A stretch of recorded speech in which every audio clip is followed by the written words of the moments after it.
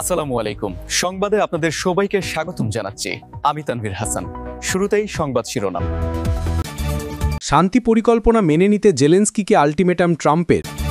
Trump মামদানির সাক্ষাৎ নিয়ে Shashi থারুরের post, রহস্যময় বলছে বিজেপি। যুদ্ধবিরতি 400 বার লঙ্ঘন, আরও সংকুচিত গাজা। শান্তি পরিকল্পনা মেনে নিতে জেলেনস্কিকে আল্টিমেটাম ট্রাম্পের। ইউক্রেন যুদ্ধ বন্ধে 28টি পয়েন্ট সম্বলিত ফাঁস ওয়া শান্তি পরিকল্পনাটি আগেই ইউক্রেনের প্রেসিডেন্ট ভ্লাদিমির জেলেনস্কিকে পাঠানো হয়েছিল বলে দাবি করেছেন মার্কিন প্রেসিডেন্ট ডোনাল্ড ট্রাম্প।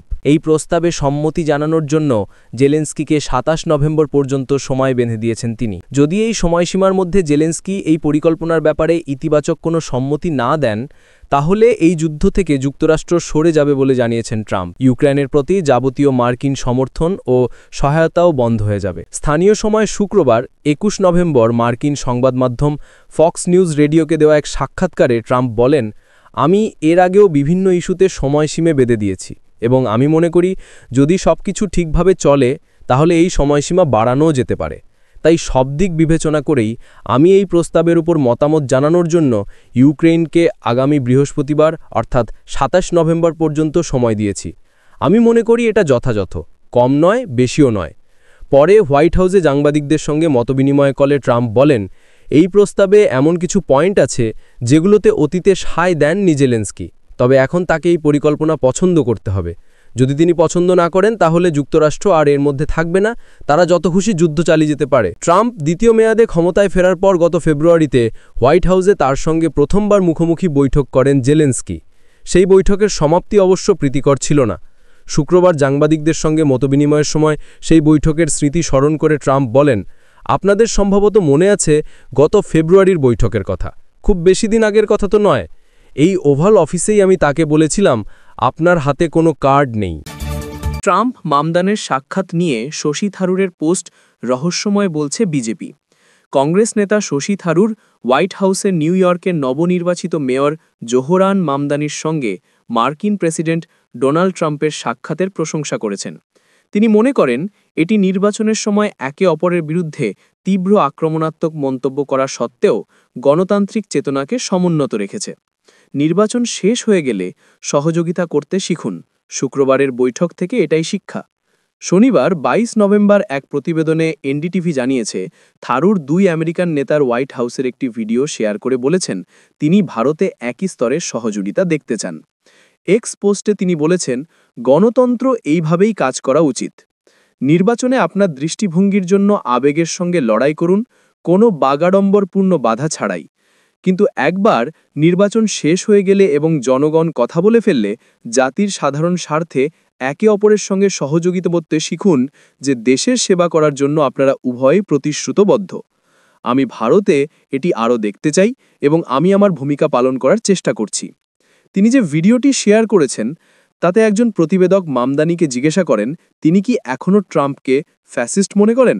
মামদানি উত্তর দেওয়ার আগেই ট্রাম্প বক্তব্যে ঢুকে যান এবং বলেন তাকে ফ্যাসিস্ট বলা হলে কোনো আপত্তি নেই। এদিকে থারুরের এই মন্তব্যকে রহস্যময় উল্লেখ করে বিজেপি বলেছে এটি কংগ্রেস নেতৃত্বের সমালোচনা। যুদ্ধবিরতি 400 বার লঙ্ঘন, আরও সংকুচিত গাজা। ইসরায়েল গাজায় বোমাবর্ষণ অব্যাহত রেখেছে। গতকাল শুক্রবারও অধিকৃত পূর্ব জেরুজালেমে 2 ফিলিস্তিনিকে হত্যা করেছে দখলদার বাহিনী। আন্তর্জাতিক মানবাধিকার সংগঠন হিউম্যান রাইটস ওয়াচ HRW জানিয়েছে, এবছর পশ্চিম তীরে 3টি শরণার্থী শিবির থেকে 32,000 ফিলিস্তিনিকে জোরপূর্বক বহিষ্কার করে ইসরায়েল যুদ্ধাপরাধ করেছে। ইসরায়েল দখলকৃত জায়গা আরও প্রসার ঘটিয়েছে।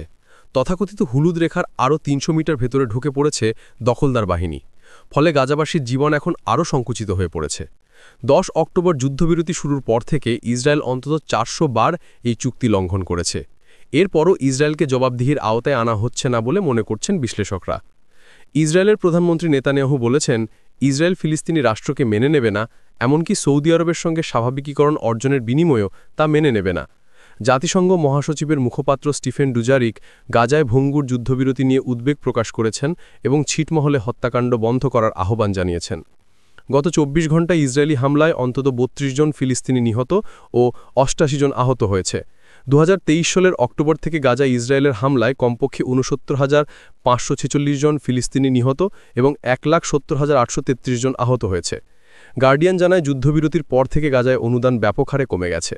আশ্রয়কেন্দ্রে বসবাসকারী এবং অসুস্থতা, ক্ষুধা এবং অপুষ্টির সঙ্গে লড়াই করা দরিদ্র পরিবারগুলোতে এসব অনুদান পাঠান অনুদান সংগ্রাহককারীরা। তেমনই এক ব্যক্তি অস্ট্রেলিয়ার মেগান হল। তিনি সোশ্যাল মিডিয়া অ্যাকাউন্টে 95টি সহায়তা তহবিল চালান। যুদ্ধের সময় প্রতি সপ্তাহে প্রায় $5,000 পাঠাতে পারতেন, এখন সেই অনুদান $2,000 নেমেছে। ইসরায়েল অধিকৃত পশ্চিম তীরের রোলান যুগের ঐতিহাসিক স্থান দখলের পরিকল্পনা করছে। একটি সরকারি নথি অনুসারে জানা গেছে, অধিকৃত পশ্চিম তীরের রোমান যুগের প্রধান প্রত্নতাত্ত্বিক স্থান সেবাস্তিয়ার বিশাল অংশ দখল করতে চাচ্ছে তারা। এই স্থানটি 180 হেক্টর বা 450 একর এলাকা জুড়ে অবস্থিত। সিঙ্গাপুর 4 জন ইসরায়েলির ওপর আর্থিক নিষেধাজ্ঞা আরোপ করবে এবং তাদের দেশটিতে প্রবেশে বাধা দেবে বলে ঘোষণা দিয়েছে। তারা হলেন মেইর মর্দেখাই এইটি, এলিশা ইয়েরেদ, বেনজিয়ন গপস্টাইন এবং বারুচ মার্জেল। এর আগে ইউরোপীয় ইউনিয়নও তাদের নিষিদ্ধ করে। উত্তর গাজায় বহু ফিলিস্তিনি পরিবার অবরুদ্ধ অবস্থায় রয়েছে। দখলদার বাহিনী উপকূলভূমির আরও 300 মিটার গভীরে ঢুকে পড়েছে। এতে গাজাবাসীর জনজীবন আরও সংকুচিত এলাকার মধ্যে সীমাবদ্ধ হয়ে গেছে।